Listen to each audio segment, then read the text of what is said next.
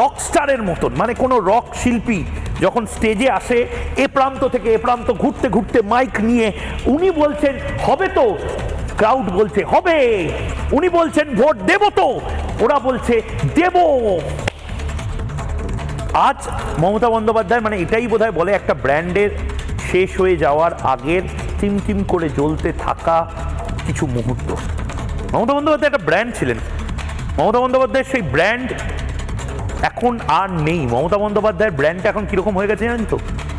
এই হাওড়া দিয়ে যাবেন, এই হুগলি দিয়ে যাবেন, বা আমাদের বিভিন্ন আসানসোল চিত্তরঞ্জনের শিল্প তালুক দিয়ে যাবেন, এককালের গম গম করে চলতে থাকা জুট মিলগুলো, এককালের গম গম করে চলতে থাকা ইঞ্জিনিয়ারিং ফ্যাক্টরিগুলো, তার যে অবস্থা এখন হয়েছে, একটা সময় খুব বড় কোম্পানি ছিল কিন্তু এখন টিম করে জ্বলছে বা তালা আটকে লকডাউন